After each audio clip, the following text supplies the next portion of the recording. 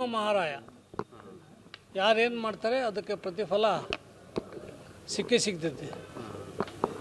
ಅವ್ರೇನು ಮಾಡಿದರು ಅದಕ್ಕೆ ಪಕ್ಷ ಒಳ್ಳೆ ತೀರ್ಮಾನ ತಗೊಂಡು ಮುಂದೆ ಒಳ್ಳೆ ಅಧ್ಯಕ್ಷರನ್ನ ಆಯ್ಕೆ ಮಾಡಿ. ಷಡ್ಯಂತ್ರ ಮಾಡಿದ್ರಂದರೆ ಬಂದು ಕೆಲಸ ಮಾಡಿಲ್ಲಿದ್ದೇ ಷಡ್ಯಂತ್ರ. ಇಲ್ಲಿ ಬಂದು ಚುನಾವಣೆಯಲ್ಲಿ ಭಾಗಿಯಾಗದೆ ಅಜ್ಞಾತರಾಗಿ ಉಳಿದ್ರಲ್ಲ ಅದೇ ಷಡ್ಯಂತ್ರ ಅಂತಲೇ ಅನ್ನಿಸ್ತದದು. ಇದು ಯಾರು ಶಂಕರಪ್ಪ ನಮ್ಮ ಮಲ್ಲಿಕಾರ್ಜುನ ಮಗ ಸಮರ್ಥನ ಲಗ್ನ ಅಲ್ಲ, ಇದು ಚುನಾವಣೆ. ಅವರು 3 ಸರ್ತಿ MLC ಆದರೂ ಅವ್ರಿಗೆ ಯಾರು ಕರಿಬೇಕು?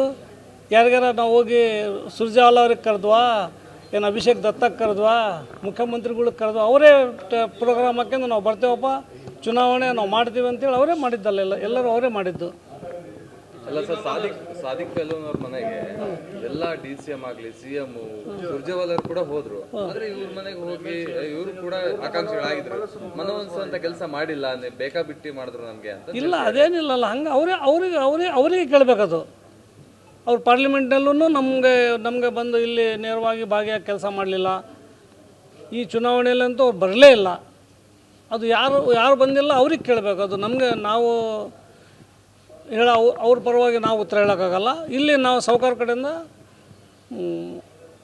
ಇದನ್ನು ಲಗ್ನ ಎಲ್ಲ ಕರೀಲಿಕ್ಕೆ ಅವರೇ ಬಂದು ಮಾಡಬೇಕಾಗಿತ್ತು. ಲೋಕಸಭೆ ಚುನಾವಣೆಗೂ ಅವ್ರು ಬರಲಿಲ್ಲ, ಭಾಗಿಯಾಗಲಿಲ್ಲ, ಸಕ್ರಿಯವಾಗಿ ಭಾಗಿಯಾಗಲಿಲ್ಲ.